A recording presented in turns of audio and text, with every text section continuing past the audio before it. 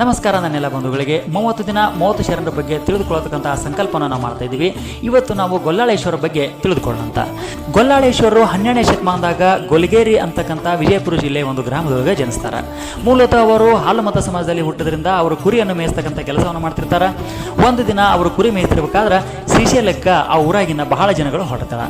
ಆವಾಗ ಅಲ್ಲಿರ್ತಕ್ಕಂಥ ನಂದಯ್ಯ ಅಂತಕ್ಕಂಥ ಪೂಜ್ಯರ ಕೈಗೆ ಅವರು ಸ್ವಲ್ಪ ದುಡ್ಡನ್ನು ಕೊಡ್ತಾರೆ. ನನಗೆ ಬರಬೇಕಾದ್ರೆ ಒಂದು ಲಿಂಗವನ್ನು ತೊಗೊಂಬರ್ರಿ ಶ್ರೀಶೈಲದಾಗಿದ್ದ ಅಂತ ಹೇಳಿ ನಂದಯ್ಯ ಅವರು ಶ್ರೀಶೈಲಕ್ಕೆ ಹೋಗ್ತಾರೆ. ದರ್ಶನ ಮಾಡಿಕೊಂಡು ಹೊಳ್ಳಿ ಬರ್ತಾರೆ.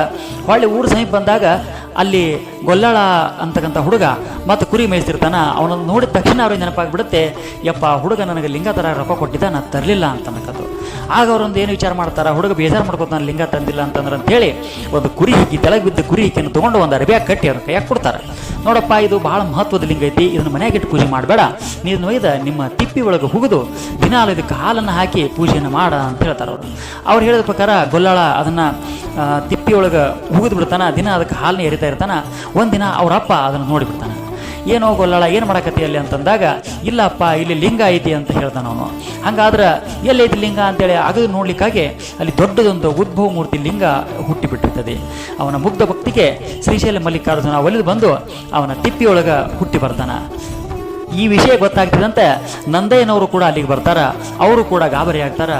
ನಾನು ನಿನಗೆ ನಿಜವಾಗಿಯೂ ಲಿಂಗವನ್ನು ಕೊಟ್ಟಿರಲಿಲ್ಲಪ್ಪ, ಅದರೊಳಗೆ ಒಂದು ಕುರಿ ಹಿಕ್ಕಿಯನ್ನು ಹಾಕಿದ್ದೆ ನಾನು. ಆ ಕುರಿ ಹಿಕ್ಕಿನೇ ಇವತ್ತು ಇಲ್ಲಿ ಶ್ರೀಶೈಲ ಮಲ್ಲಿಕಾರ್ಜುನ ರೂಪದಲ್ಲಿ ಲಿಂಗವಾಗಿ ಉದ್ಭವಗೊಂಡೈತಿ.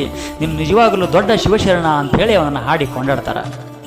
ಬಂಧುಗಳೇ, ಈ ವಿಡಿಯೋ ನಿಮಗೆ ಪೂರ್ತಿಯಾಗಿ ಕೇಳಬೇಕು ಅಂತ ಇದ್ದರೆ ನಮ್ಮ ಚಾನಲ್ ಒಳಗೆ ಹೋಗಿ ಚೆಕ್ ಮಾಡಿರಿ. ಇದೇ ರೀತಿ ವಿಡಿಯೋಗಳಿಗೆ ನಮ್ಮ ಚಾನಲ್ಗೆ ಸಬ್ಸ್ಕ್ರೈಬ್ ಮಾಡಿ. ಧನ್ಯವಾದಗಳು.